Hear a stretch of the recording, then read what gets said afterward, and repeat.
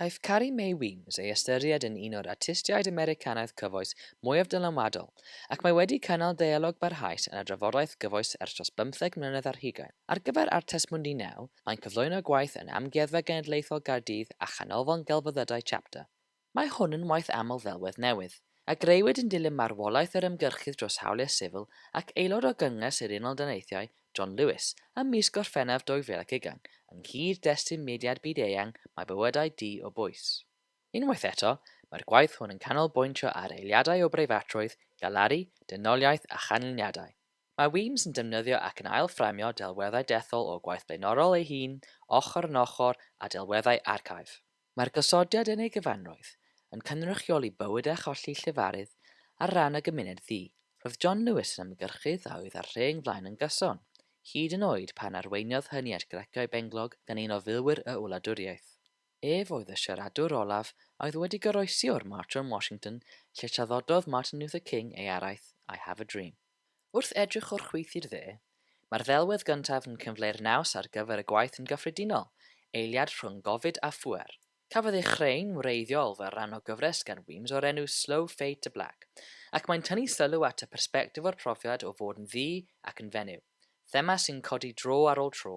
Mae'r ddelwedd wasgaredig yn dangos Mahalia Jackson, cantores gospel Americanaidd a ystyrir gan lawer yn un o gantorion mwyaf dylanwadol yr 20yd ganrif, yn gweiddi'n rymus ac oddi tannu mai delwedd ddi o gwyn glir o feicrofonau ar ddarllenfa. Gyda'i gilydd, mae'r gweithiau hyn yn wahoddiad ac yn ein hatgoffa i ddod o hyd i'n lleisiau maent yno i'w clywed.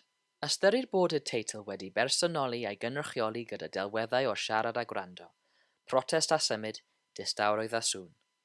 Gan symud o'r chwith i'r dde, gwel yn gyfynoliaeth y mudiad hawliau sifil wrth ymyl eiliadau o lonyddwch, galaru ac arwahanrwydd wedi cyfosod ac ysbeilio, gan roi eiliadau o fyrfyrdod i ni. Mae'n diweddu gydag un ddelwedd sy'n cwmpasu pob agwedd ar y teitl, The Push, The Call, The Scream, The Dream. Mae'r darn hwn yn arbennig o berthnasol yma yn Amgueddfa Genedlaethol Caerdydd, pan orymdeithwyd ar hyd y strydoedd o amgylch yr adeilad hwn gan protestwyr mae bywydau di o bwys yn haf 2020, yn ogystal â thrwy gydol ein hanes cyfunol.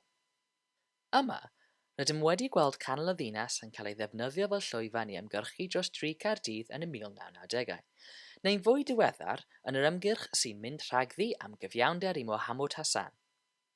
Mae'r gwaith hwn yn berthnasol ac yn amserol, bwyd dros y dyfrwydd, y degawdau a'r cenedlaethau, mae'n ysgogi ac yn cwmpasu'r daith i gydraddoldeb a rhyddid. Nawr, gan symud ar draws y ddinas, gwelwn rai o weithiau diweddaraf Weems, detholiad o ddarnau o ymgyrch gelf gyhoeddus sy'n parhau.